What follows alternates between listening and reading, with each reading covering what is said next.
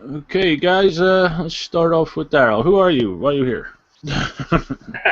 Yeah, no, I'm a board game designer, and I'm also co-host of the Meeple Syrup show with Sen. So just thankful to be on your show, Barry. I'm glad to have you. And same for you, Sen. Who are you? Why are you My here? name is Sen. I'm also a board game designer, and I am a co-host of Meeple Syrup as well. And it's lovely to be here with you, Barry. It's finally good to get to talk to you. Yes, yes. I've watched your show for a while. I haven't seen all of them, but most of them. Well, It's thanks. quite a insightful show there. I usually ask people to say who they are because I don't want to butcher their names. You know. Daryl, we should do that. Oh, I should do that because I always butcher names. Anyone who Always. watches Meeple Syrup show knows that I screw up everyone's name, and I apologize. But thankfully, Barry, yours, I don't think I could screw up. So even when I got to meet you at Unpub 5, I was able to keep your name straight. Yeah, It's like the rap. Reynolds is a common name. I used to work with a guy named Slurzenhauer. That was his last name. And he spelt my name wrong. He forgot the Y in it. And, Uh, I was joking around with him, and he said, "Oh, I can't help with these complicated names like that." We used to call him Joey Alphabet because he's like he had every letter in the world in his name. For real. Yeah, definitely. Yeah. All right, so I guess we'll start with you, Sen. How did you get into board gaming? I guess I've been gaming for as long as I can remember. I used to be very into things like Lord of the Rings and whatnot. My mom grew up, did her schooling in Britain, and so she would have been in known all the Tolkien and whatnot. And so when I got to the age where I was looking for books to read, she started getting me those like fantasy novels and things like that. And that one thing led to another, and so at age 7, I was in the basement of the university in my hometown playing Dungeons and Dragons with like 25 to 35 to 40-year-old guys because there was nothing else for me to do in Sault Ste. Marie, Ontario, which is a very, very cold, cold place. And there's nobody else my age really doing that kind of thing, and so that's where I started role playing. And from there, it just kind of graduated into board gaming. And as my life changed from being somebody who could spend several hours a week involved in one single campaign to having a family and job and all that kind of thing, board gaming became much more feasible for me, and feasible to the point where I wanted to make games myself. I've always been that kind of person that anything I get involved with, I become kind of really involved with. I guess it's part of my addictive personality, but also part of the fact that I like to figure things out. So I would always figure out whatever it was from skiing, snowboarding, jiu-jitsu, whatever I was into DJing, it would end up becoming a job for me. And so we call them jobbies, a hobby that becomes a job. And so this one has stuck with me the longest probably. So from age 7 on, I've gamed, and then for the last, I guess, 11 years, I guess I've been, maybe a little less than 10 years, I've been making games, and was first published in 2010, 2011. So, yeah, I've been doing this for a while. It's fun. Okay, how about you, Daryl? Yeah, I mean, similar to Sen in that I played games even when I was a kid. It's funny for me. I loved games for the problem solving, and I loved them for the social aspect. But I was actually an only child, so I was the person who would like ask for Christmas for a board game, and then bug everyone to play it. So like every adult that came over, I'd be like, "Oh, you have to play this game with me."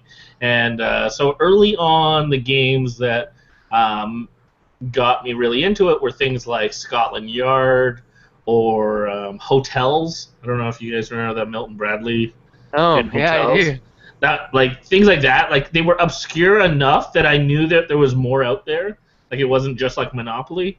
But at the same time, I didn't know a lot of games. Like I didn't know like kind of the German wave of games or anything like that. And I didn't get into Magic or D&D.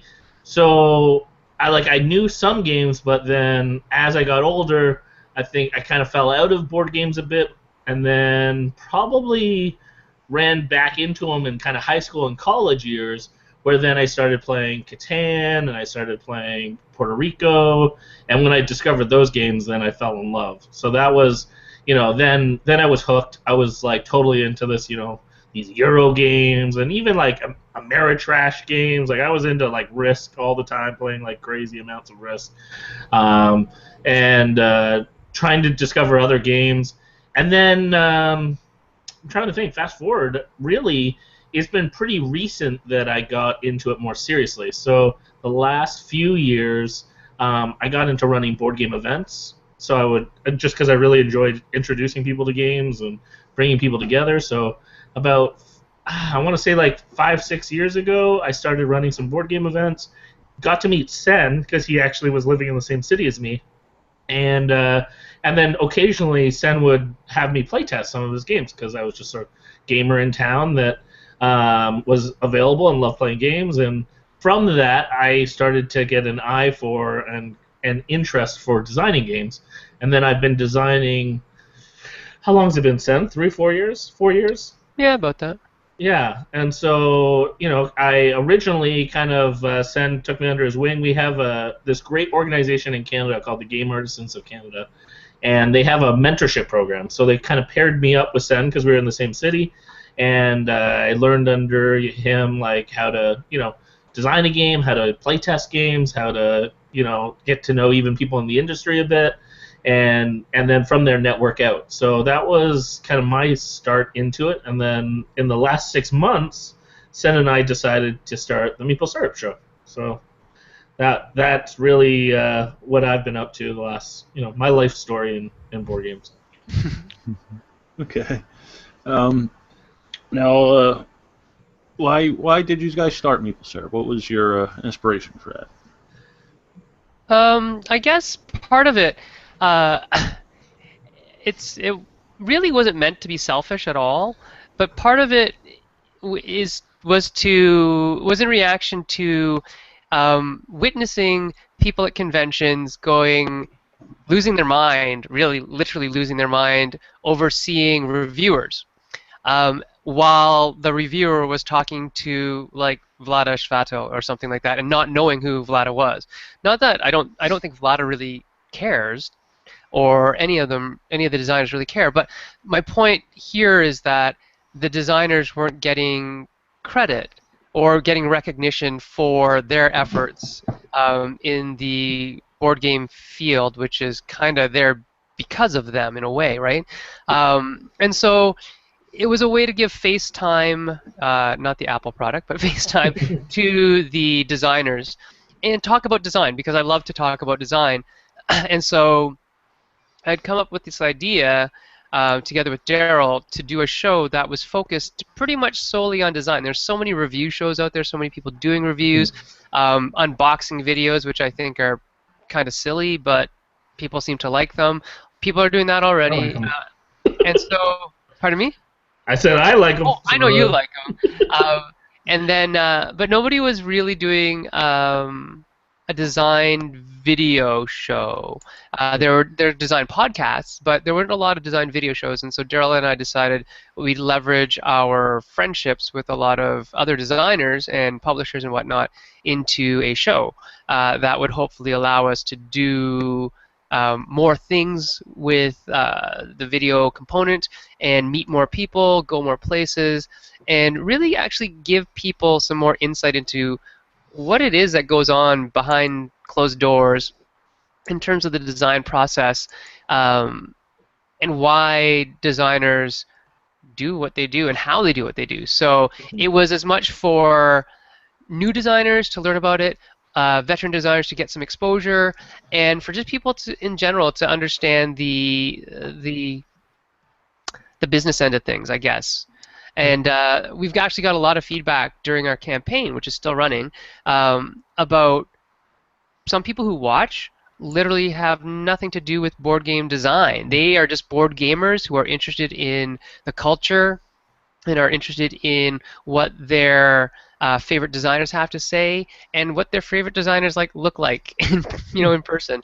And so we get a lot of good interaction online through Twitter, through Google Chats, and when we run our Hangout, we ask people questions from the audience, and they really do enjoy that, getting a chance to somewhat anyways interact through us with people who make the games that they like playing, and I think that's all it is really about for me. Daryl? Yeah, no, I mean, I would echo a lot of the same stuff. I think of kind of the origins. When we first started, we started talking about it after Gen Con. I remember kind of sharing a few stories of just like how huge the followings were for some of the reviewers, and some of them very well deserved because they make great no doubt. videos.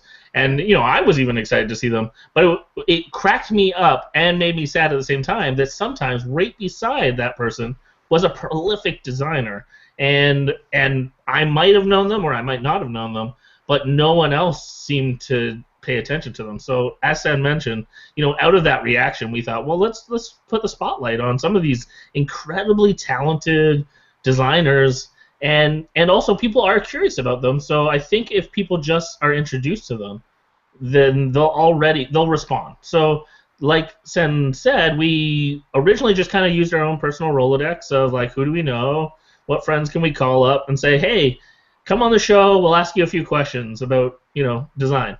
And so that's how we started, and from that, we've learned a lot along the way. So as Sen was mentioning, even just the opportunity for someone who's maybe even just getting into the hobby, we've got a lot of comments saying like, oh, I thought that was really neat to hear like the backstory of how that game was designed, or I had no idea that designers were thinking about this or that, and so I just thought it was really interesting. Or some of the best responses have been when we've had even publishers or different kind of side jobs, like someone who's an editor or someone who's like all these different kind of like mixed jobs in the hobby, or people that they do this and they do board game design. So I think from the start, our hope was to reach designers and encourage them, and now we're finding it's really reaching a lot of people, and so we're really excited about that.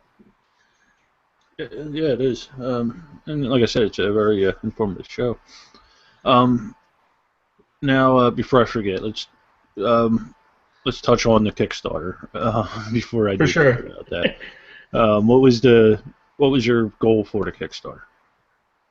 Go ahead, Daryl. Sure, yeah, no, I'll start us off. So, I mean, the exciting thing, when we went into this, we were really torn. I'll confess right at the beginning, we were really torn between Patreon and Kickstarter, and they're both fantastic mediums to raise support. And so initially, we thought, we're going to try Kickstarter, but no matter what, our goal is, one way or another, we need to find funding, and we're hoping that enough of the people that watch can kick in even just a few bucks, and hopefully we can get enough that we can at least cover our costs. That was our goal. Like, if we could just come out of this where, our wives and family don't think we're crazy, that we're putting all this time and effort into the show, and then losing money. So our goal was initially that, and so our Kickstarter goal initially was $1,100.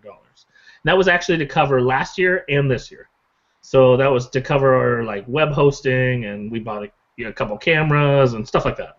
So that was our goal, and we reached that goal in 24 hours, which we were just blown away by. I didn't know if we would even fund. So to be able to do that in 24 hours was actually very encouraging and exciting. Since then, we're actually 500% that. We're close to 500%, and that's really exciting. And we're really excited to be offering some really interesting stretch goals, which I'll have Sen maybe describe those. Oh, 1 second. I'm trying to look for them. I gotta get to my. Just describe them in general, even, and we'll talk about the ones still to come. But you describe the ones in general that we have so far. The stretch goals, again, like Daryl said, we this is sort of our second job. Well, actually, for Daryl, this is his job now. Just so you know, Daryl's not doing anything else but games for the year at least, right? Seeing if he can make it work. And I can't do that because I have 2 kids and I have a whole bunch of other stuff that I'm responsible for. And so me stepping out of a role to go to a conference isn't easy on my family, my finances, my students. So I have to be able to justify going somewhere like a conference. And we do that by signing games, because if I go there and sign a game, then it's a good thing for me. And if I go to a conference to sign a game, Daryl's the same way. We go to the conference to pitch games. That's all we're really doing. And so summertime, from Origins to Gen Con, is, well, actually even before Origins, from Gathering of Friends, which it happens in a couple weeks, to Gen Con, really is our busy season. And so we had to kind of decide, are we going to do the show or not over that time? And if not, why not? And if so, how could we make that something that wouldn't kill us, wouldn't have our wives kill us, and would allow us to do all this with coming out at least even? Because again, if we're not signing games at the conventions because we're spending time doing Meeple Syrup stuff, my partner would get really mad at me. But not my wife, I mean Jay Cormier, my design partner. But yeah, we needed to get some way to do that. And so the stretch goals are primarily related to convention goals. Yes, we have we funded the first 30 episodes in 24 hours. In 48 hours, I believe, 48 hours or close to 48 hours, we had the no YouTube ads stretch goal unlocked, because we never monetized our videos, and we never really want to, because we believe that it's information that should be, there free of charge. And now what we're looking at is Gen Con, being able to go to Gen Con and get at least 5 videos live, so every night doing videos, and then getting another 8 or more, depending on how things go, of the special interviews with people that we couldn't get to come on the show, mostly due to geography and time delays and time zones. So because Darrell and I are in Eastern time zone like you, Barry, it's very difficult to us to talk to some of the Europeans who it's like 4 o'clock in the morning when we do our show. And so we would do them at different times sometimes. Like if you've seen the one that Darrell did with Ignacy, it was done when it was convenient for both of them. But if we can get them live at the gathering, at the Gen Con, then that will be an amazing thing. The next stretch goal we did is one that's actually pretty special, because it's not a convention that everybody gets to go to. The Gathering of Friends in April is Alan Moon's private convention. And Darrell and I are lucky enough to be invitees to that on a yearly basis. And it's a 10-day event, so we plan to cover 15 videos, 10 videos live, again, 1 each day, and then 5 videos that we're going to release over the course of the next month as those types of special things. And so, I mean, I can even name the people who are going to be there who, getting videos from them would have been difficult. So Vlada will be there. Freedom and Frice will be there. Tom Lehman will be there. Just a lot of people. Buonacor, Stephen Buonacor will be there. And he lives in North America, of course, but he goes to bed early, so he's never on our show live. And so lots of people, Zev from Z-Man, publishers, designers, artists, everybody that's there, Alan Moon, of course. So some really heavy hitters in the industry are at this event, and it's a very personal event. This is where we actually make most of our contacts, because we just actually play games. We play games with other designers, and that's a very special one. The next one that's coming up would be Origins at 6,500. We're closing in on that. We're about 1,000 away, and I think we've got some news coming up within the next couple of days that will be hitting that mark. But don't let that stop you from pledging, if you're listening, that we could always use the better sound and lighting, and that's the one after that. So Origins and then better sound and lighting would be at the 7,500 mark, where Daryl and I, at least, and perhaps our more constant co-host, we would get some additional audio and video equipment in order to make at least our part of the feed cleaner, because a lot of that can be done with just even better webcams and whatnot. Oh, one of the other things that we are going to do based on the first 1,100 is to make sure that everything we have is ripped into audio, and because Daryl isn't working, this is going to be paying him basically to do that, which is good. And it takes a lot of time and effort to scrub all that stuff, cut it up, re-edit some of the audio so that it's cleaner, especially because Google Hangouts and Google Hangouts audio isn't always the greatest, and there's might be some little glitches here and there. Daryl's going to be having to doing some editing and some cleaning, and then some formatting to stick our song in, especially when I make a mistake on the live feed and the song doesn't happen, or I rewind it or something like that. So one time we showed an episode of Walking Dead. That's how good we are at that. Anyways, so that's the stretch goals that we're looking at. I forgot about that. Daryl, what's the big grand finale, if possible? Oh, we have some pretty huge goals. Which, unless we get some, angel donors, some major big sponsors, we might not reach all of these this year. But we wanted to cast the vision so that whatever we reach, we're thankful for. But also to kind of cast a vision that, hey, who knows? Maybe next year or the year after, we could maybe reach these goals. So one of them was that if we could get to 15K, we'd go to Essen. Because we just thought that would be incredible to get to go there and see, the world's biggest board game convention, interview a lot of those people that Sen mentioned that we can't get a hold of, especially the ones that don't come, say, to Gen Con or Origins or Gathering. Then that would be our chance to, go to them. So that, that's a pretty audacious goal, and I don't know if we'll reach it this year, but that was one goal. And then our ultimate goal was to be able to put on a Meeple Syrup convention. And the focus, again, would be on game design. So we'd bring people in to, do seminars on board game design and workshops, and, we'd have very hands-on experiences and stuff like that. And the goal was to offer it completely free. So that's our huge goal, that if we ever reach the 20K mark, that we would offer actually a free convention where we pay the bill and people just show up and have fun. So yeah, and just so you guys know, anybody who is thinking of being an angel donor, it's actually 20K Canadian. So yes. It's actually much cheaper right now for Americans to be angels. It's true. Okay. Yeah, it's like 50 cents for us. Now, this is the Kickstarter's live right now. When does this end? Yeah, we're only 1 week left. Yeah, we got about...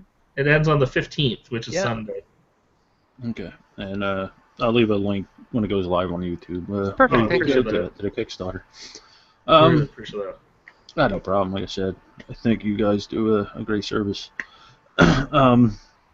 Despite all the Google problems, like I was telling Daryl about earlier. I was really impressed. I can't remember the guy's name, the bearded guy. Dylan? Dylan. I was really impressed with his interview with the designer of Love Letter. Seiji Kanai. Yeah. I was really impressed with that. Yeah, we were really excited when that came together. I mean, not too often that you have fluent Japanese and fluent English people that can pull that off. So it was an honor to get to interview them, and also we were pretty proud that our go-to third man in Dylan was able to do that. So we're gonna hope for other kinds of things like that. We have some good connections that might over the years hook us up with some fun interviews like that. So. Mm-hmm. We have a lot of interesting things happening this year, even this year alone. I mean, Daryl will be traveling to Europe at some point in the very near future, and who knows what's going to happen with that. Dylan just got. We do have at least one interview confirmed, which I'll mention on here because we've never mentioned it anywhere. So spoiler, but I am going to be meeting with Leo Colvini, who's the designer of Clans and. Designer of Cartagena. Yeah, Cartagena, and co-designer of Incognito. So, amazing designer, and I'm actually going to meet him at his studio in Venice. So I'm gonna interview him there. So I'm very excited about that. I'm on a vacation / my wife's on a work thing, and I'm tagging along. So that will be an example of one interview where. Not normally could we do that, but thankfully I, jumped in her suitcase and made it in. Yeah, and then we have a couple other interesting things coming up. Dylan just got back from the Game Developers Conference in San Francisco, and we're looking at how to involve digital and analog games together. and where the designs, how can we breach the digital divide between designers of video games, designers of board games? What are the parallels? What are the differences? And so he met some really great designers down in San Francisco and brought back their contacts. They're interested, so we'll see how that pans out into something for this year with games like XCOM and games like The Alchemist, and where they're app assisted or app integrated, World of Yoho.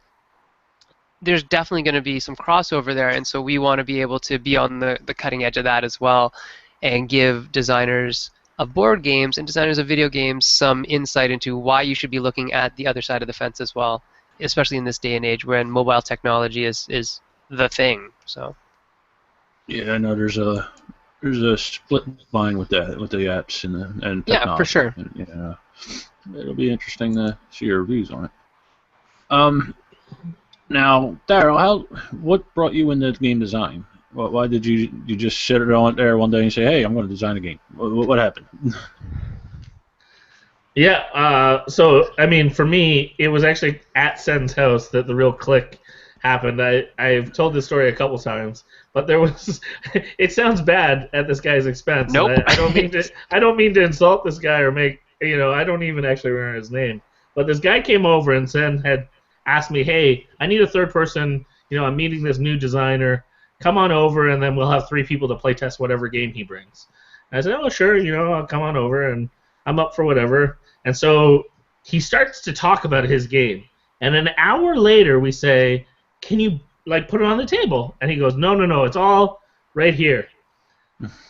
And we're like, well, that's going to be difficult to play. And he goes, well, I do have a lot written down. He pulls out this notebook, and he had pages and pages written out of every different card he had designed for the game.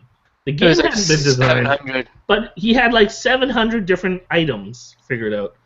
And I remember thinking, first of all, wow, that is passion. That's a good thing.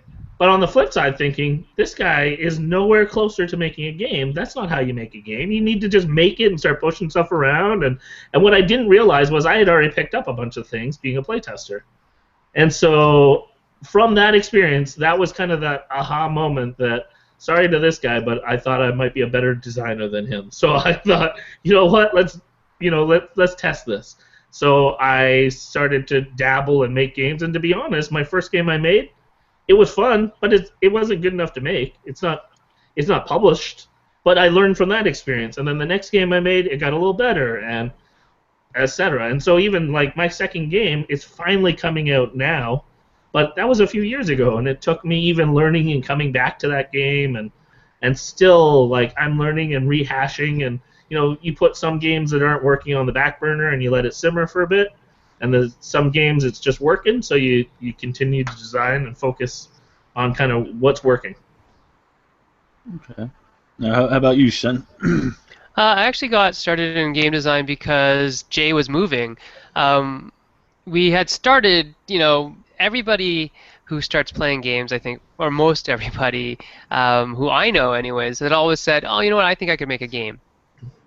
And Jay and I are the kind of people that if we say we're going to do something, it kind of happens. We're both very good at doing that. And so we had originally started, let's make a game, and so we did. And the game sucked. It frankly stunk. It was really, really bad. Not in a horribly bad way, just that it didn't really work. And it was using Jay's passion for Indiana Jones, and then we had a bunch of tiles, and we had all this stuff, and we had people running around this jungle, and it just didn't work. It kind of fell apart. And so for a couple of years, we sort of said, let's just play games, because we got a little discouraged. But then Jay moved away. Jay moved to Vancouver, Canada, about halfway across, well, I was just going to say, basically the opposite side of the country. Yeah, the opposite side of the country from us. And we decided that we'd try to communicate and stay in touch by building games together, because we both still loved games. We both still wanted to do something about games. And so one year I went out to visit him, and we started making this game, and it actually worked. And we're like, hey, we should keep doing this. This is fun. A, it was super fun, and B, it kept us talking to each other when we weren't near each other. We had tried to do that with other things like Xbox Live or PlayStation Network or whatever, and it just wasn't the same as actually getting together and solving problems together and working on something together as opposed to just playing games together. And so through that and through the use of copious amounts of internet technology, Jay and I have managed to design, I don't know, 30, 40 games online, basically. We meet up maybe 3 or 4 times a year for a couple days at a time, and we pound out prototypes, and then we play them and talk to each other online and reiterate online. So it was really a way to maintain a friendship, because guys, and you guys are guys, a lot of times guys need to do something active in order to center the relationship around, and that for us it was designing games. And so that's how I got started really designing games. I'd done it all my life in little ways, shapes, and forms. Like with Magic the Gathering, I was always redesigning cards and part of forums where we were saying, yeah, let's make a custom card set, and we'd do it and things like that. But this was a serious attempt at getting games signed. Okay. I have to tell Jenna, my guy. I don't know if she realized that. You guys are now, Daryl's, your first game was Walled City, and Sen, would you say Belfort was your first successful game published? Belfort was our first game that was ever signed. Our first game that was published was Train of Thought, and while it's not necessarily commercially successful, Train of Thought is still an awesome game, so give it a try. I still like it. I'll still play it every time. Now, do you guys feel any pressure for the next game, the sophomore game coming out? On yourselves, did you put any pressure on yourselves designing the next game? Oh, that's a good question. For me, to be honest, no, because I feel like each game is very different. One thing that I learned from Jay Anson, they have a fantastic blog, which I just want to give a plug for, the BamboozleBrothers.com, or Inspiration to Publication. Either way, you can find it. And they walk through what they call the steps, and they're great encouragement. I recommend people to check them out, follow them. I can firsthand tell you I did, and it worked. And one of the things in there that they talk about is being versatile. And so one thing that I took seriously, because I wanted to do game design seriously, was I wanted to challenge myself to try different types of design. Yeah. And so for me, my follow-up game is Caffeine Rush, which is a card game, and very different. The Walled City is an hour game, and it's a medium-weight strategy game. Big box, and yet Caffeine Rush is a very affordable. I think it's like $12, and it plays up to 6 players, and it has partner play, but it's fun, it's fast, it's you're battling baristas, and so for me, I wanted to test more of my versatility, and so from there, my third game that's not out yet, but I have signed is a party game. And I have a fourth game with a publisher that's a kids game that's being evaluated. So, I mean, those are just, all over the place, let alone, I have another dozen or so that I'm going to try to pitch this April and then go from there. So I think for me, I didn't necessarily put a weight or expectation on myself, but my goal is to have high standards. And one thing that I appreciated about the response to the Walled City is I've received really great ratings, like average ratings.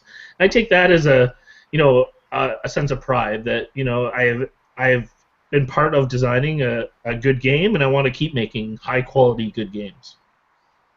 Yeah, for us, it's funny because our first game that was signed was Belfort, and then Seth Jaffe, who's the developer for TMG, went to Vancouver to visit. He went to Seattle to visit friends, but then said, "Hey, Jay, I'm in Seattle. Why don't I come over?" And then he went to Jay's place, stayed there for a night or two, and they played our games. And Seth loved Train of Thought so much that he took it with him, and Michael liked it, and they decided to publish it. And so our second game was really our first game, and our first game was really our second game. So there was no real expectations for our second game because it was already signed.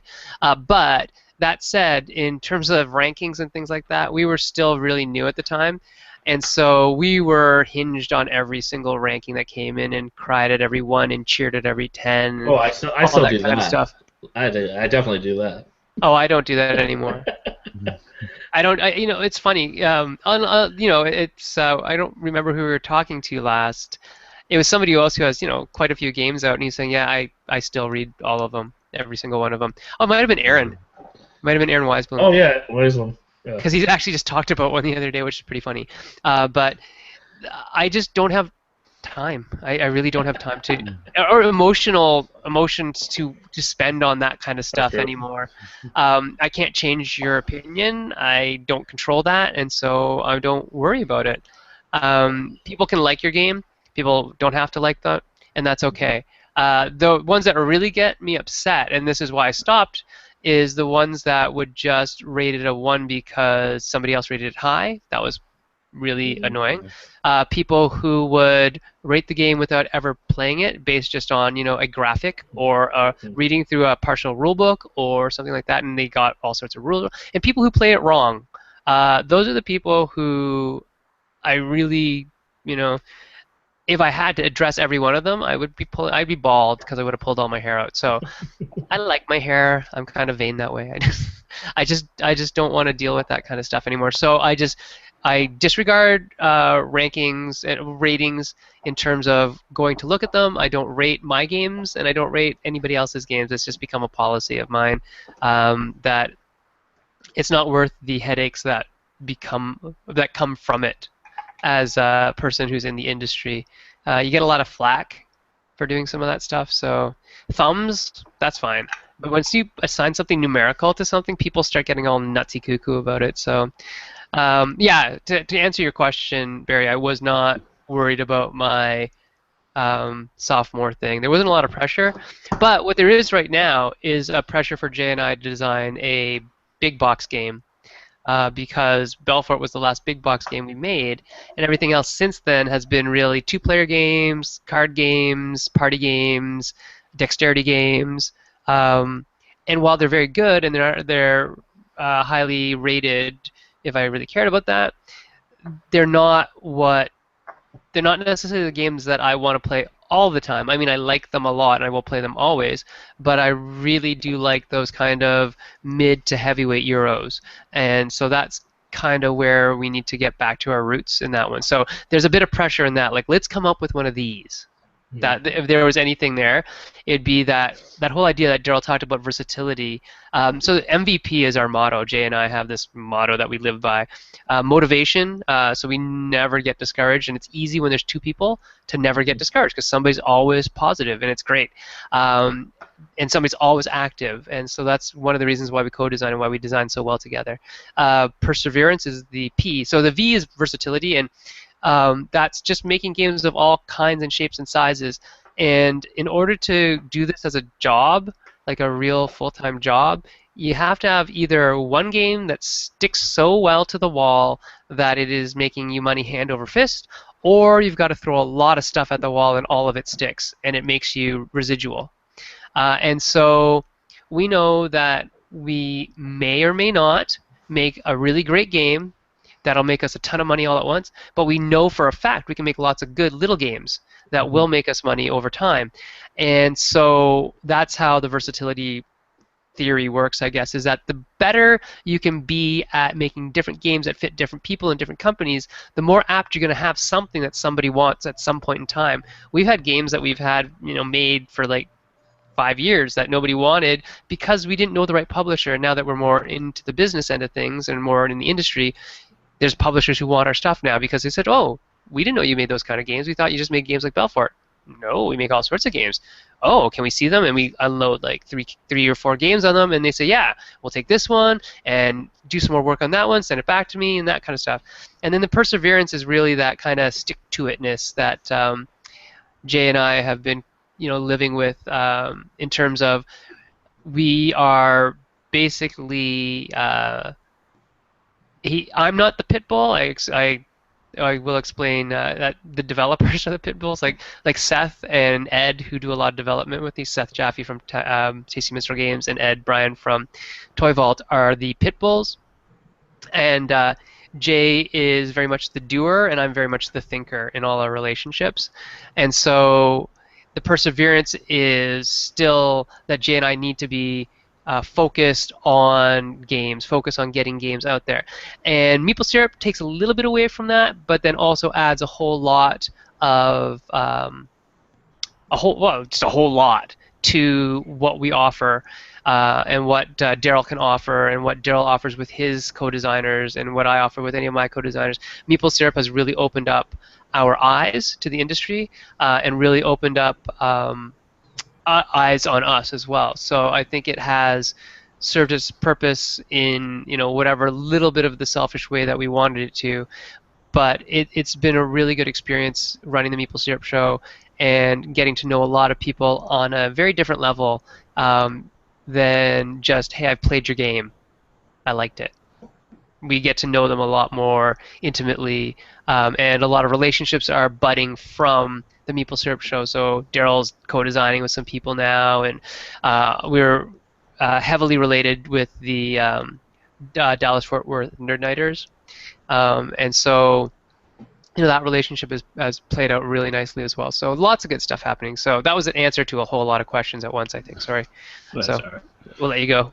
That's all right. Now, I remember you saying with Belfort, Sen, Yep. you didn't initially design it as a two-player game. Then Tasty Minstrel got it and then said they want that robot. Well, they wanted a two-player game, a two-player Right. version of it, yeah. How much does a game change from your initial idea and playtested game to a published game?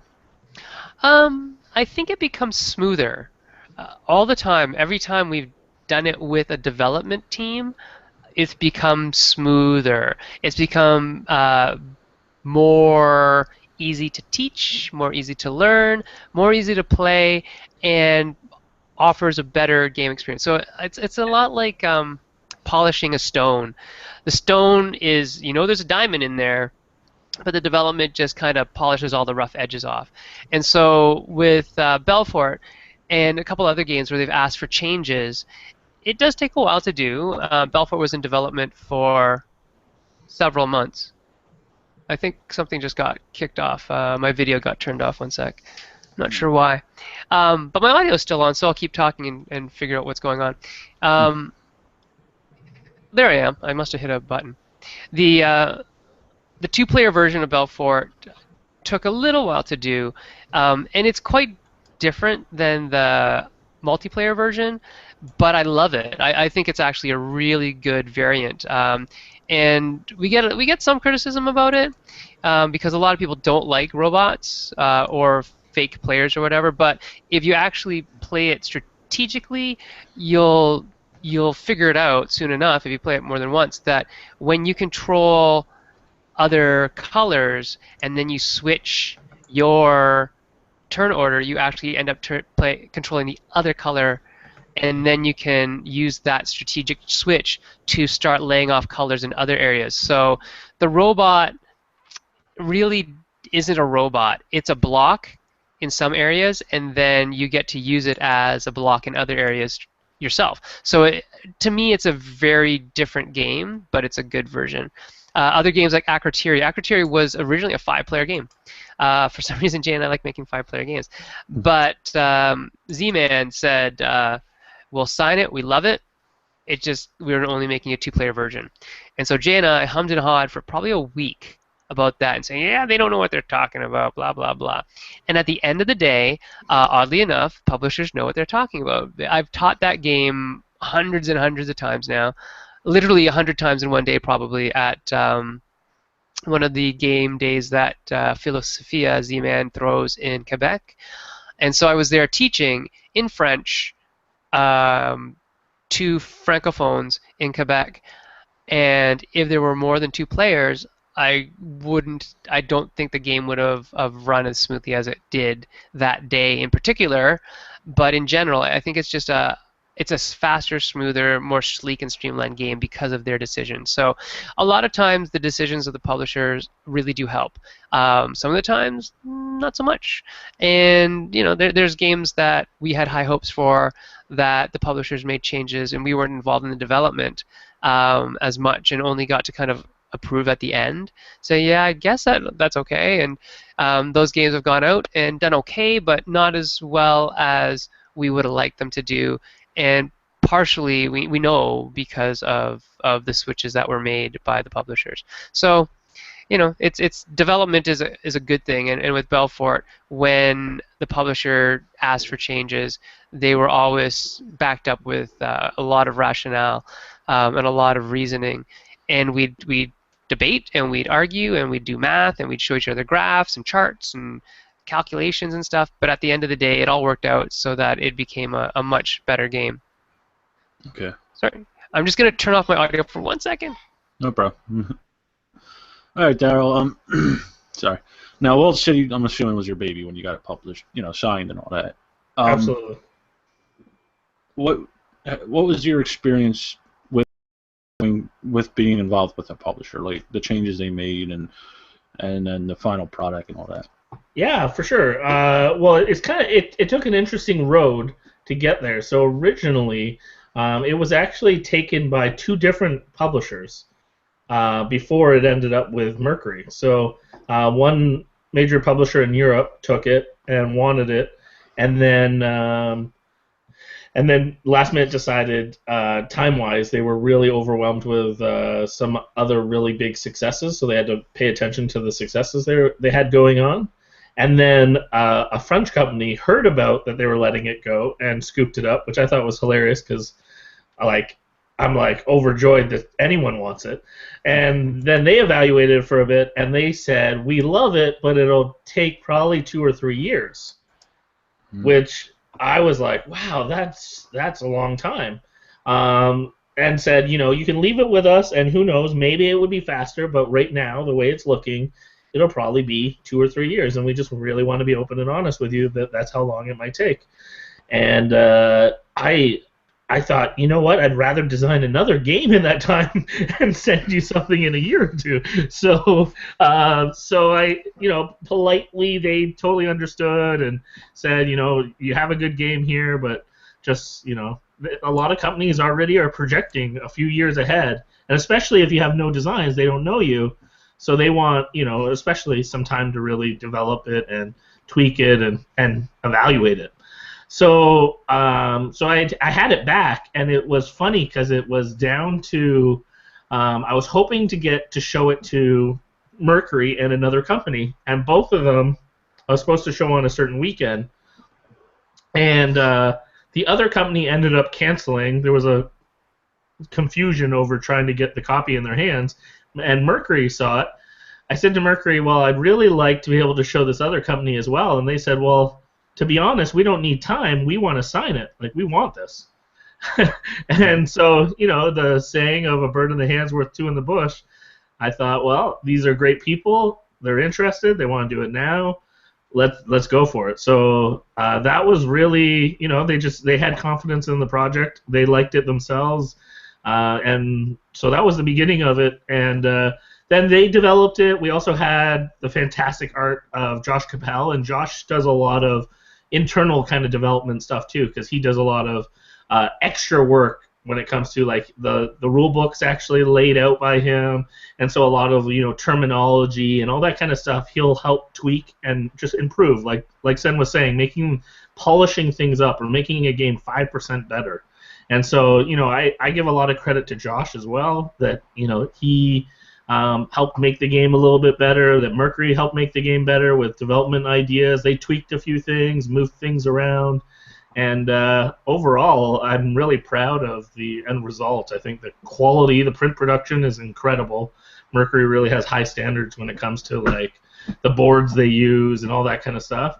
And then the art, I'm overwhelmed with joy with, because I love Josh Capel's work, and Steven and I were really proud of the product that we made. So yeah, we're hopeful that if people discover it, and enjoy it, that they'll rate the game, they'll spread the word, and then hopefully, if it does well enough, we have a whole bunch more cities that we would love to get out in the world, because we actually have designed, I want to say, 8 different boards. So the game already comes with 2, but we would love to see some of those others, reach daylight. So Yeah, I was before your show. I was actually surprised. I didn't realize until watching your show how many hands are involved in publishing a game. Like I thought it was a designer and then the artist and stuff like that. But there's a ton more people.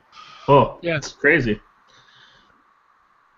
Now, when you guys are prototyping the game, when do you know when to stop your playtesting and take it to a blind playtesting group?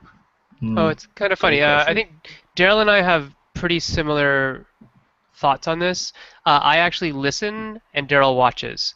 So I listen to what people say at the table while they're playing the game. The feedback afterwards is very nice, and I guide that process to get things that I want out of it. But like Ignacy said that one time, playtesters are all liars. And it's true. I mean, we Daryl and I happen to actually be very lucky in the fact that while our playtesters are our friends, a lot of them are also designers, and we know that when they tell us something is good, it's good, and when they tell us something is bad, it's bad. And they're also very willing to tell us something is bad because there's a vested interest there. They don't want us pushing or even pitching something that's poor because it will reflect on them in some way, especially if they're a member of the Game Artisans of Canada as well. And so that kind of mutual respect and responsibility to a brand is really important for our playtesting process. But when I play with other people, and even when I play with the GAC members, I really listen for what they're saying while they're playing it. I want to hear things like, oh man, if I had drawn that other card, I could have done this and this and this, because that signifies that they're thinking about the game and the possibilities and that they want to play a game. If they say things like, oh, and man, I want to do this, and then I play this card, and bam, this happens, and in your face, that kind of thing, those kind of engagement with the game and with other people at the table about the game, that's what I want to hear. And Daryl can talk about the visual signs. Yeah, so I mean, I'm a big proponent, as Sen was mentioning, of during the playtest, really being engaged. So sometimes that means like not even playing as the designer, because you really want to be able to see and observe how people react. So the simplest thing, but some games, for instance, and we know this, but you have to be watching for it. That's the trick. Some games, if you lean back, that might mean that you're disengaged. So you just really kind of don't care what's happening. It's downtime, you're bored, you check your phone, all those kind of things. That might be a sign that you got a problem. But at the same time, there are certain games where you actually want to capture that. Maybe you have a trick-taking game and you want to be able to, have people just casually play and be able to chat while they play. And then if they're too confused, if they're staring at their hand too much and things like that, you actually have made a poor trick-taking game. So you really want to match kind of the experience with the playtest results. And so that's a thing that I'm really, focused on. The other thing that I have learned, I think it was Eric Lang who said it, on one of our early shows, but I had heard this from him even privately, just because he's a friend of ours. And he had said, once you establish your playtest group, don't bring up which games you want to play. Just have them available and see which games people ask for. And I have found that to be really helpful, because that has now shown me which games really are at a good place, which games are probably a little farther behind than I would like to admit. When someone starts asking for, that game, and even how they describe it, that's going to help you see what's the best part of your game, which parts are memorable, all that kind of stuff. So you can learn a lot even just by listening to, which games people want to play, why they want to play it again, all that kind of stuff. So. All right, cool. I don't want to keep you too long, like I said. I've been doing this thing. I kind of stalled off with Lance Meister.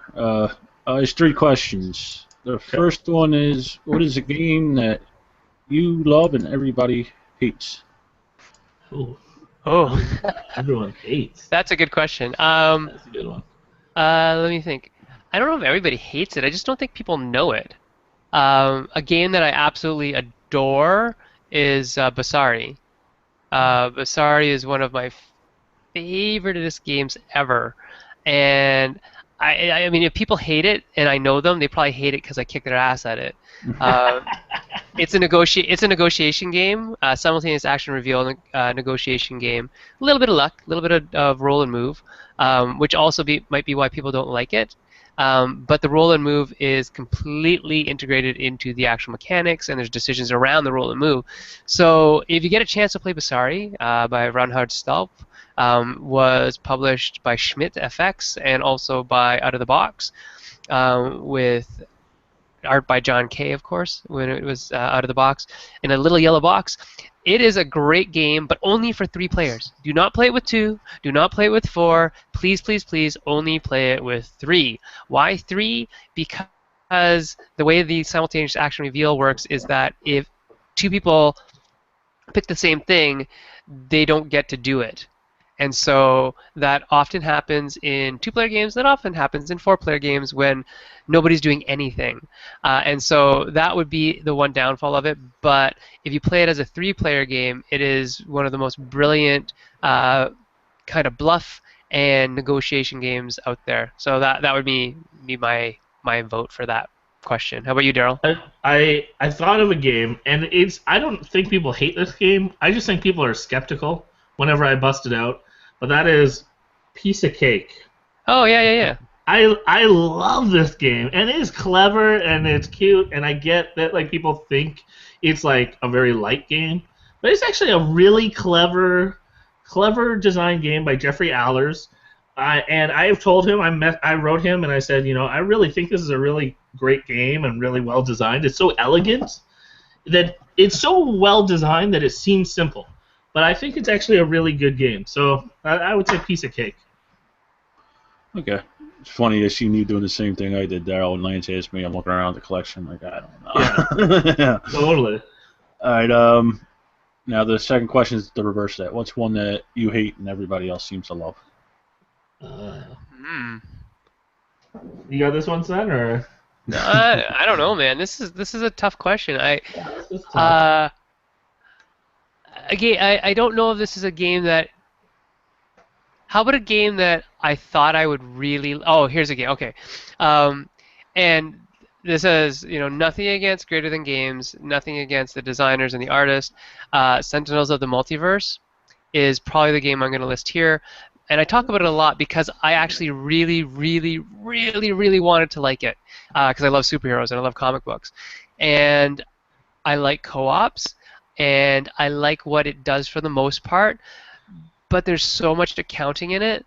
And I can do combinatorics in my head. I can do that level of math without a pen and paper, but it doesn't make it a fun game. And so that was the problem with Sentinels of the Multiverse for me. And so when people are lauding it and everything like that, it's like, yeah, I get you. I get what you like about it, but I can't get past the design flaw. That it's a flaw in my mind anyways. The design limitation that makes it not enjoyable for me to play that game anymore. Now I hear the app does a really good job, and so I might spend the $7.99 or whatever it costs to get that app to play the game because I really do like the characters. I like the story. I like the effort they put into creating a whole world, and I backed it for the full ride on Kickstarter. I actually do like Sentinel Tactics quite a bit. I haven't invested in it yet for some reason, probably because I got a whole bunch of mini games that I don't really play much. But my kids would like the minis. But again, yeah, Sentinels of the Multiverse would be the one where I wanted to really love it and ended up really being disappointed in the experience of the play. Mechanically, I get it. Just the experience wasn't what I was hoping for. All right, I got some low hanging fruit, and then I'll do a more easy. Munchkin and Flux. Oh, come on, Daryl. I could have said cards. Those are low hanging fruit that I just feel like I get people that love it. I just don't get it from me. Like I just can't go there. But probably on the flip side or the polar opposite is Arkham Horror. I can't I can't stand that game. I tried. I like certain design concepts from it, but it just takes so long. So yeah, lots of people love those games. I just can't go there. So that's three. 3 for the price of 1, Barry. Like, you will never get a better offer. I think that's the Canadian American exchange rate, right? Yeah, I was just gonna say. I think I have to give that. Yeah. Now, did you like Eldritch Horror any better than I haven't tried it yet, and I'm optimistic. So I will say this: I'm hoping Eldritch Horror fixes the things that I was frustrated by. All right, Especially Daryl. the map. The map looks awesome. Yeah, mission, Daryl, is at the Gathering, because we're going to be together for 10 days. We try to get a game of Eldritch Horror in. Yes. Can we try to get a game of Kingsport in? Oh, I would like that. Yes. Just, on a Cthulhu kind of vibe there. Yep. And, yeah, I agree with you about Arkham Horror as well. I love the mythos. I love the world it's set in. I love the vibe of it. Really great narrative stuff. But yeah, but after the first read through, I don't care about the text on the cards because I don't know, it just doesn't work for me, and it takes such a long time to set up and teach and all that kind of stuff. So, yeah, Arkham is another one that I would agree with that a lot of people like, and I'm not a huge fan. And so, what game I really like? It's funny because it's talking about apps again, but I love Elder Signs as the app. Mm. Have you played it, Daryl? I've only played cards. Oh, okay. The when you play it as the app, it's got music that's like, draws you in, the spooky music, and it's got voice acting that's really high quality, and the graphics, it's just 2D animation. It's like just kind of like a picture that moves as opposed to this whole thing. But it's so effective because it's so sparse that when it does animate, it's like kind of scary. It's like, whoa, that just happened. Anyways, I really did like Elder Signs, the app, more than the board game. Okay. Now the last one is, what conspiracy theory do you buy into, if any? In the world or board games? In the world, or board, your choice. Oh, board game one. I've only heard one board game one, but yeah. Go ahead. Oh, let's do board game conspiracies. All right, let's make one up. Actually, I hear that Larry Rosner. Who's going first, Sen or me? You can go. What conspiracy do I want to stoke the fire to? Let's stoke the fire of, I think Stefan Feld is not a human. No. I think he's a robot who does lots of math. He makes 10 games. They're all called something manager, like water manager, stadium manager, and he's just pumping out the same game multiple times. And that's not a conspiracy theory. And that every publisher is just like taking their slice of the pie and releasing it, and then really making another game out of it. That would be. That's it. Stefan Feld's a robot. A conspiracy theory board game related that I buy into. That's an interesting one. Let's think. Let's think. I hope I did not offend Stefan Feld because I would love to interview him on that. That'll happen. Conspiracy theory.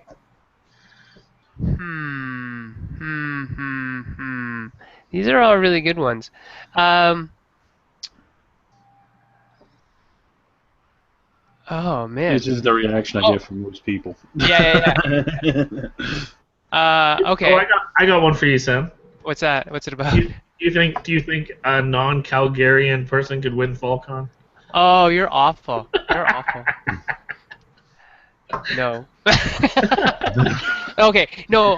My actual conspiracy theory is that Ghostbusters is just Zombicide with a reskin.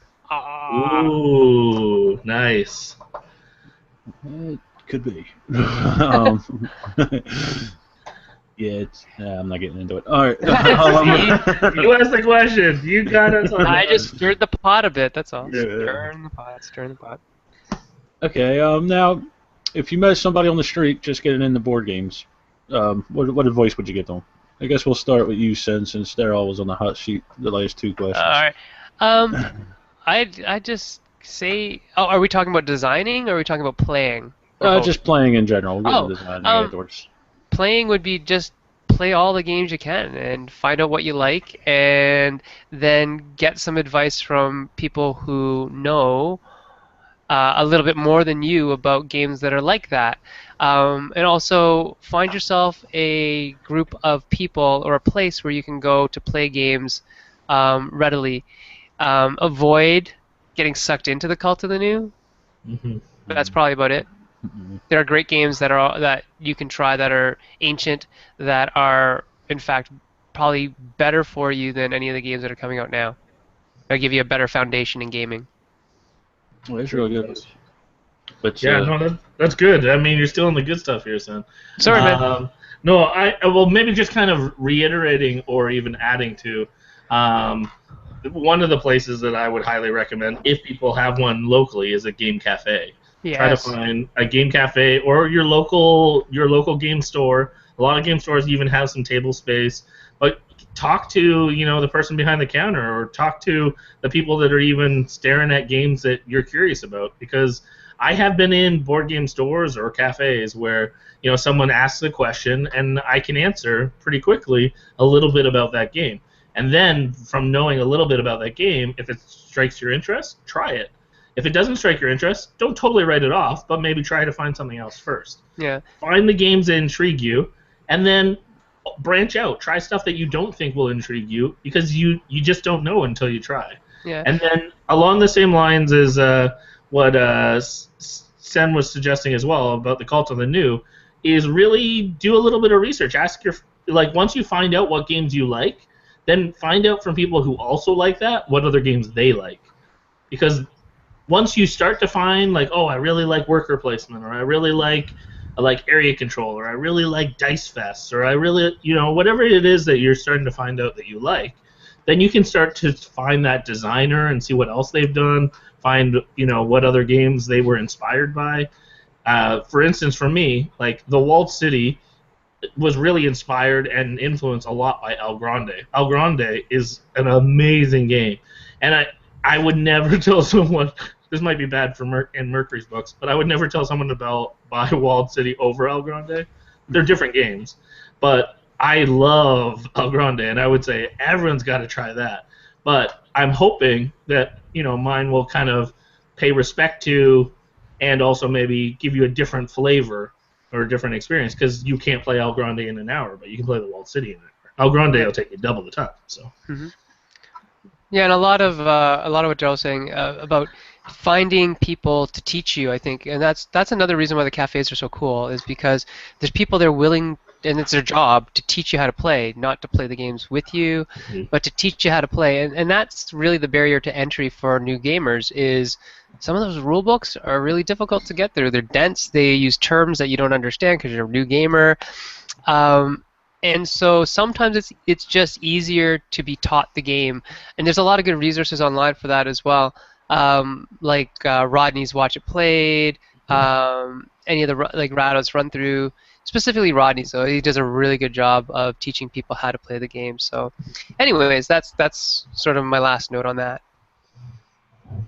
Okay. Now, what new stuff do you got coming out, if you can talk about it, out to the public? Sure. Games. Daryl, what do you got? Well, I mean, Caffeine Rush, people know about it. Came out of the New York Toy Fair, but it should be in stores by April 1st.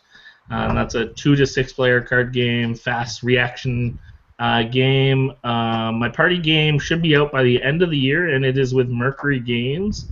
I'm not sure if I can say much more other than it will have app assist, so one person at the table will need to have a smartphone, but the app will be free.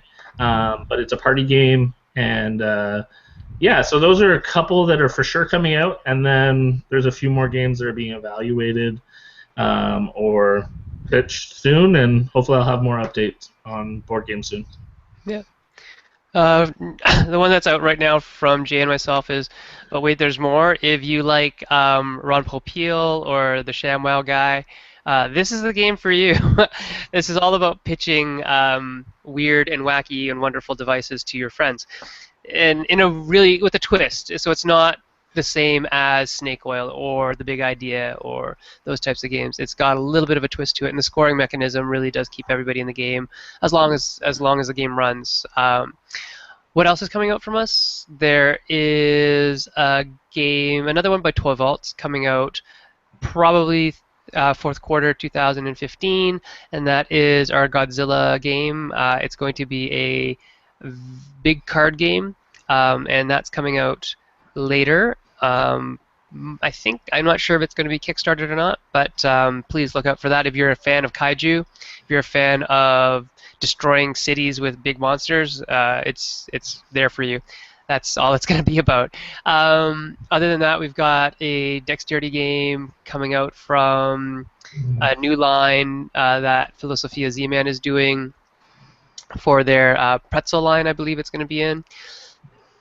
Excuse me.